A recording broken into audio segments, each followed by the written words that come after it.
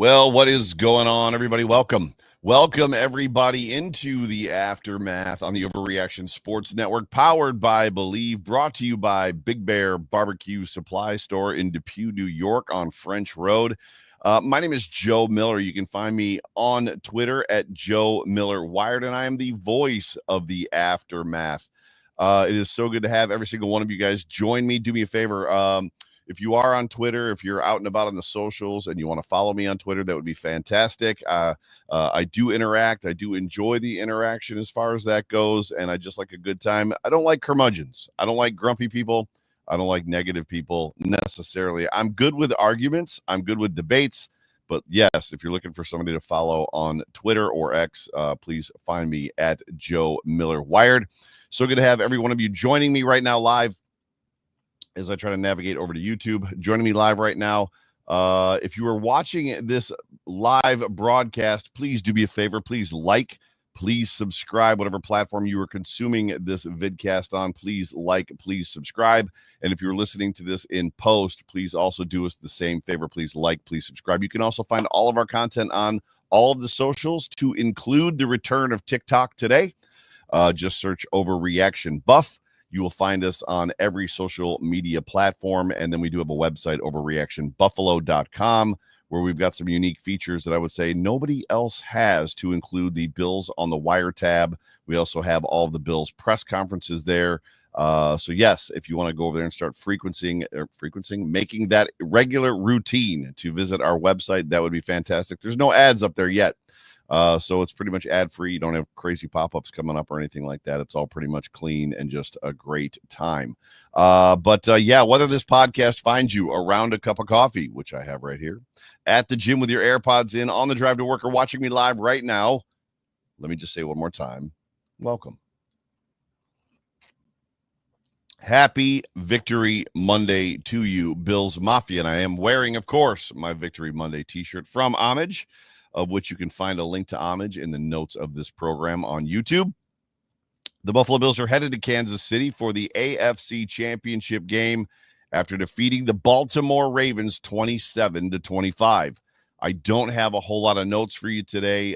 This is just going to be kind of some top of mind stuff. I wanted to go a little bit of a different direction. Had a great conversation with former Buffalo Bill Jerry Ostrowski, who is 1/3 of this here network. Last night on the post-game show, as John Fina was with his son at the game, Bruno, they were at the game, and he couldn't get to a place where he could do the show with us. And a lot of my emotions and feelings and things that I felt about this game were kind of like laid out in that episode, which probably most of you, if not all of you, have already seen or heard. So this one, I kind of wanted to just take some narratives and break through some narratives, or break down some narratives that are kind of happening in what is the Avalanche waterfall.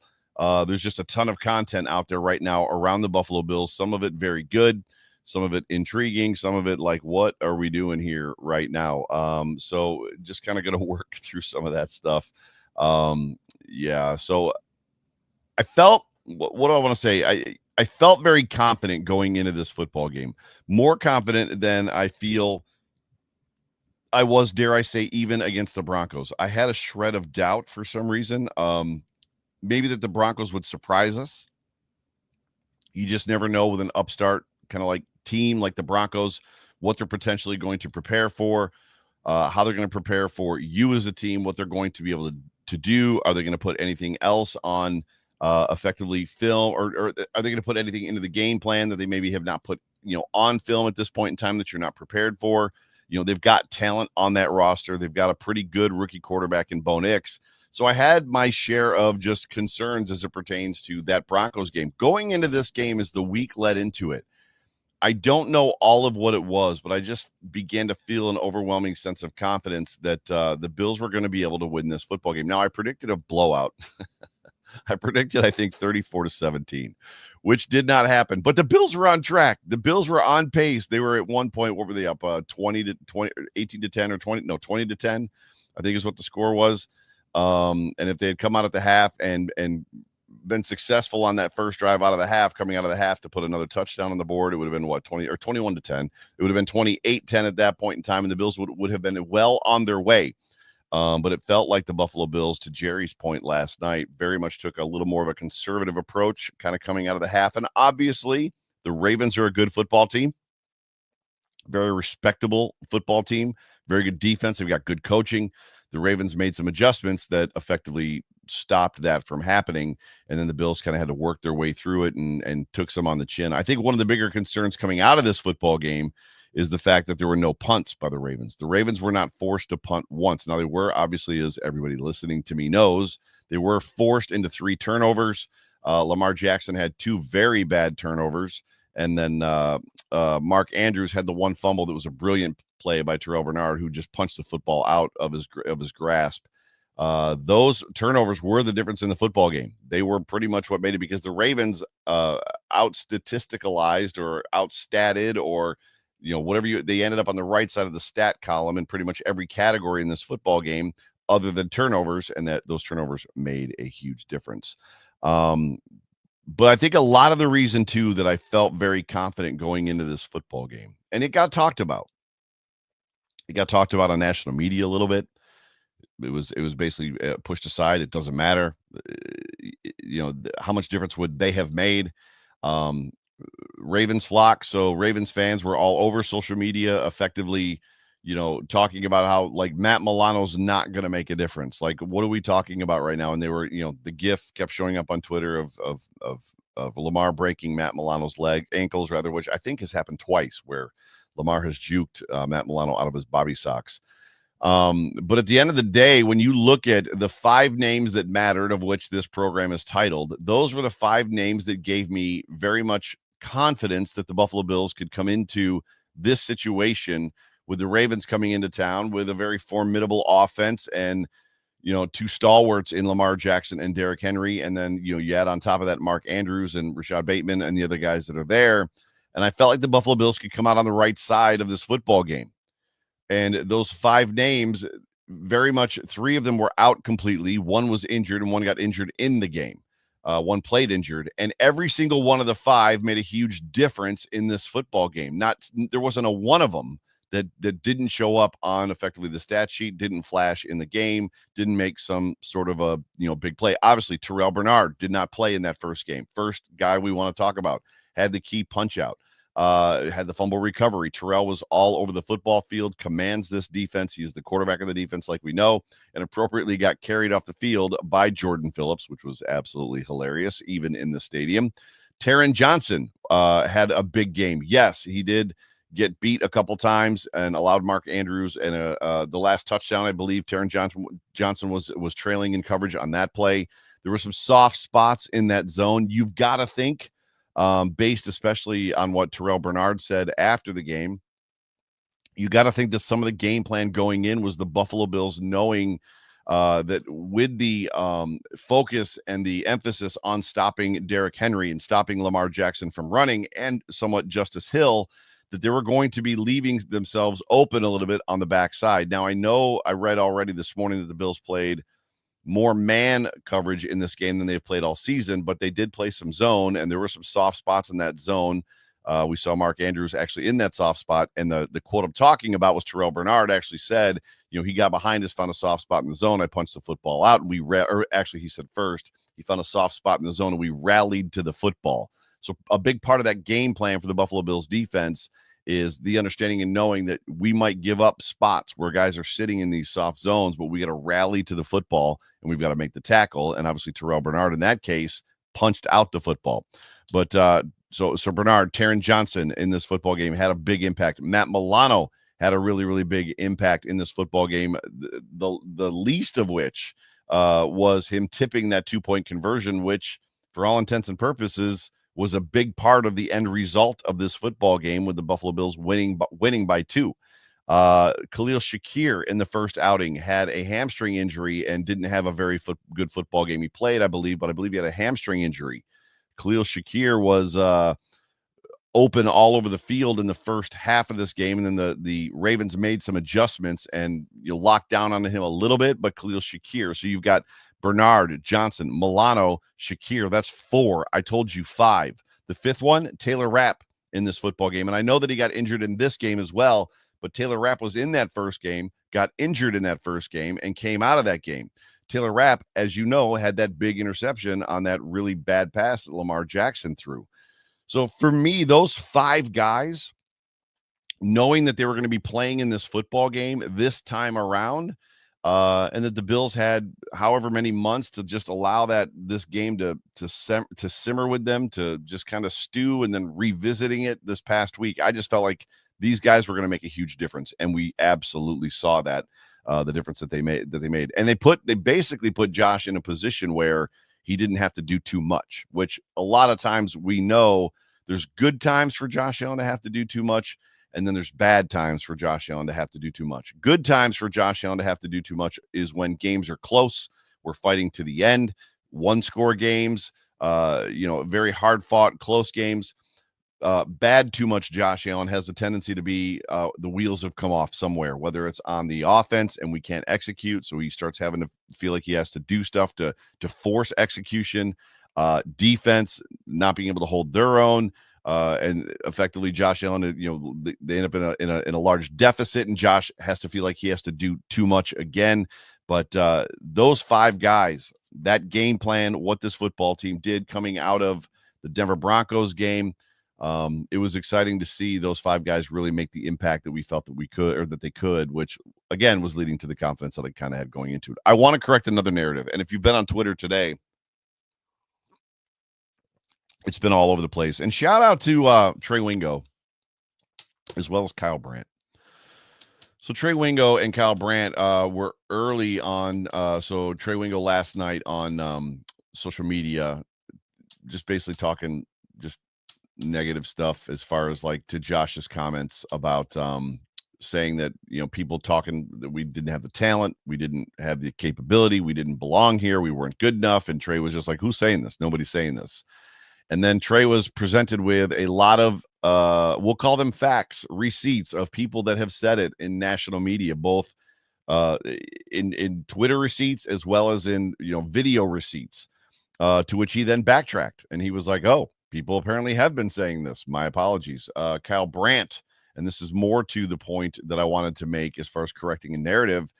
Good Morning Football this morning came out and said, head Mark Andrews, not all of them, I believe it was Jamie, Kyle, and effectively Akbar said that Peter did not say it, that had it Mark Andrews made that 2-point conversion, the second one, that there was almost no doubt that game was going to go to overtime, and then the Ravens would effectively win that football game. And I just want to remind everybody, because we have this conversation about Josh Allen, we know who those quarterbacks are. And when I say those quarterbacks, those dudes, we know who those dudes are. And Lamar Jackson is absolutely 100% one of those dudes. Pat Mahomes, one of those dudes. Matthew Stafford, one of those dudes. Josh Allen, one of those dudes. And one of those dudes are the guy that effectively, when you are going down the field for a go-ahead score, the last thing you want to do is leave him more than a minute on the clock if you don't have more than a 3-point lead, or if you're just going down to tie the football game. In this instance, there's this feeling that when that Mark Andrews 2-point conversion was dropped, that the game was over. Like, everybody's in their mindset, it was like, oh, well, the game is over at that point in time. And had he caught it, there was a feeling that like, oh, the game probably would have been over, but it's not over. Not only was there a minute and 33 seconds left on the clock, but the Buffalo Bills had 2 timeouts left. So you're trying to have a conversation with me that if you're kicking the ball off to Josh Allen, you kick it deep, which they did the whole game. You're giving him the ball at the 30-yard line. The Buffalo Bills 30-yard line with a minute 33 left in the football game and 2 timeouts. Josh Allen has, in his lifetime, scored 2 touchdowns in that amount of time. I don't know where this concept is, or where this absence of memory and recollection comes from in the national media that's going on right now out there in national media land, social media land, and on these programs, that somehow Mark Andrews catches that 2-point conversion. This game is automatically going to overtime, and the Bills have no hope of beating the Ravens in overtime. I will say this, I don't believe that in Josh Allen's career he's won an overtime game, so they would have that going against them. However, this game doesn't make it to overtime, in my opinion. In my opinion, the most likely scenario is Josh marches his football team down probably deep inside the 10-yard line. And then they kick the field goal with time running out because that's effectively how Sean McDermott coaches. Or there's a very slim possibility that Josh Allen makes a mistake or running back fumbles a football. And then the Ravens get the football back and maybe it goes to overtime or maybe they've got enough time on the clock. But for people to just forget about the fact that Josh Allen is absolutely one of those dogs that you don't want to go down and leave him a minute and 33 with 2 timeouts is an eternity for Josh Allen. So I just want to correct that narrative. I want to bring it around to a lot of Bills fans as well. The other narrative that I want to correct real quick is that the Baltimore there's Ravens apologizers and there's Bills Mafia that have connected to some of these apologies that are effectively out there trying to tell people in their own feelings and emotions that the Ravens just beat themselves. So this wasn't really a win. And I don't know what scoreboard they're looking at. I don't know what playoff scenario that they live inside of. I don't know what's going on inside of their head. So first and foremost, at the end of the day, all that matters is 27-25. The Buffalo Bills won. It doesn't matter how you got there. It doesn't matter that the Ravens had better stats in almost every statistical category than the Buffalo Bills did. That has happened to the Bills many times. Many times have the Buffalo Bills had better stats than their opponent and lost the football game, effectively doing the exact same thing, beating themselves. But the national media and all the pundits and all the people and all the other teams' fan bases don't run around talking about how the Bills really should have won that game. Effectively, they class the Bills as losers, and then they celebrate the winner. And that's the exact same position Bills Mafia needs to be in today, on Monday, on Victory Monday. Bills Mafia, you need to embrace this W. Watch every lick of content, read everything that you can read, listen to every podcast that you can listen to as a winner today of a team that's basically advanced to the AFC Championship round. We're 1 game away from the Super Bowl, 2 games away, 2 wins away from a Super Bowl champion. And the 3 teams that are out there, I said this yesterday, are 3 very beatable teams by this Buffalo Bills current situation and current team that they have, this current roster. So get this Ravens beat themselves narrative so somehow it's like a tainted win out of your mind. It's a dub. It's a big dub. Any win that you can get in the NFL during the regular season, we hear it every week from Coach, it's hard to win in the NFL. It's light years even harder to win in the playoffs. Just ask Lamar Jackson and other teams that have had a lot of trouble and struggled winning games in the playoffs. It's hard for why Bills Mafia can't enjoy things. I'll just never know. And I know that it's funny because Schrager did a piece this morning on like exercising the demons, and he highlighted that Mark Andrews drop, and he talked about like this is always the play that goes against Buffalo, and he cited several games in our past and in our history as far as like things that have gone against us and things that have gone sideways for us. And he said that like this is normally that play. He makes that catch, something happens, they go down, score, they win, we're out, right? And this is the one time it feels like that it's gone the opposite direction, like the ball bounced our way for the first time, or for maybe one of the first times. I don't remember the last time the ball technically bounced our way this heavily in this big of a football game. But he did a really good piece. If you're not watching Good Morning Football yet, tune in, watch it. It's in there in one of the segments, and it is on Twitter as well. But it's a great segment where he just kind of leans into our history as Bills Mafia and what we've gone through, and it feels like the demons have been exorcised. And he's absolutely right. But my goodness, folks, embrace this win. And I hope that you guys in the comments section are talking about the same thing. Like Brian Bauer says, preach, Joe. Even thoughts it's not, even though it's not Sunday, rather. Like literally embrace this thing. And the last thing I want to kind of like just talk about real quick as I get you guys out of here. Again, this is just top of mind stuff today. There's more than enough content out there for you guys to consume, to include Fina coming up tonight. I would suspect that it's been a common narrative. It probably will remain a common narrative for the rest of this year, for the balance of this season, as it pertains to this Chiefs game, and if the Bills are able to beat the Chiefs in Kansas City next week. and then leading into the Super Bowl as well, that this team is young. People, they lack talent, right? So we keep hearing it. I mean, in a situation where you lack talent, character, culture, and unity is all you have. And the Bills have, where they don't have talent, they've got spades in those other three things, right? So that is effectively is what's keeping them together and driving them and allowing them to win as much as they are. But I think what I want to push down right now for all of you as we go into the next week and then the 2 weeks after that, if we win, is that somehow this team is too young, not Josh Allen, but the people around him, and they're not talented enough. And the easiest way to encapsulate that is the question that is going to be asked, probably starting today. Are the Bills ready to play in big games, right? In these big games against the Kansas City Chiefs? Somehow this week's game against Kansas City is going to be inflated to the biggest game the Buffalo Bills have ever played, to include the biggest game they've played this year.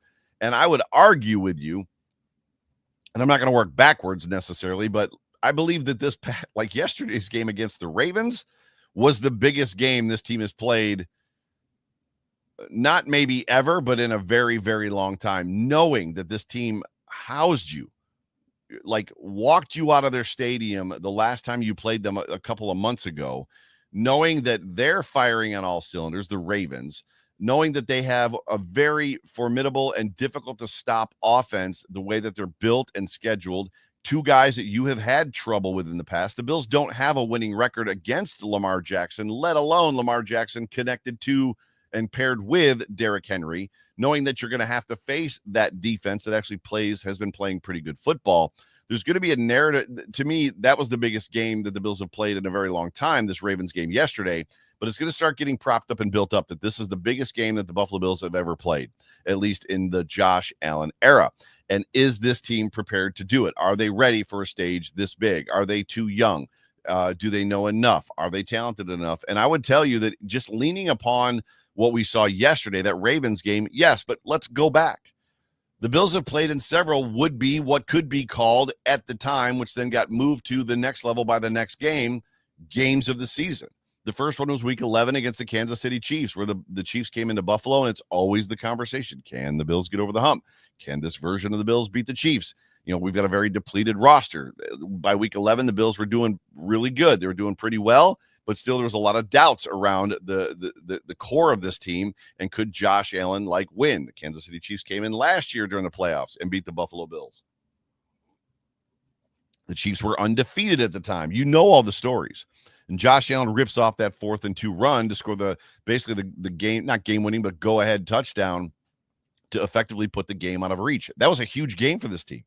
It was a huge football game for this team, right? I believe it was in prime time. And then you advance forward another week to the San Francisco 49ers at home.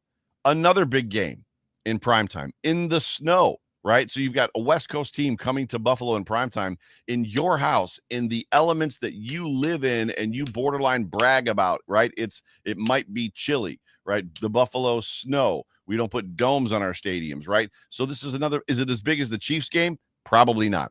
But the Buffalo Bills took that game and won it.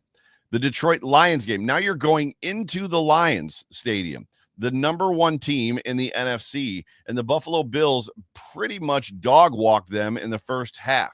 Now, in garbage time, Jared Goff and that team did make a very valiant effort to come back to put some pressure on the Bills, but the Bills win that football game 48-42.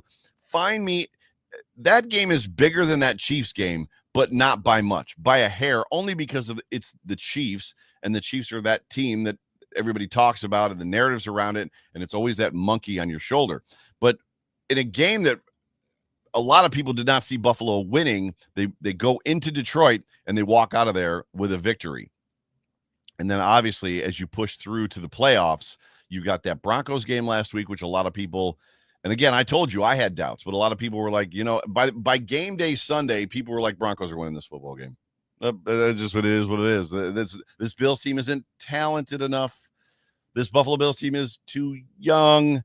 This Buffalo Bills they're not playing good enough football, right? All of the things they said it before that Broncos game, and the Bills went out and beat the Bills went out and beat the Broncos. And then you've got the Ravens coming into Buffalo, and you saw what happened in this football game. So effectively, I would just want to calm your nerves, and I want to prep you and prepare you to, I don't know, spout back if you have the opportunity.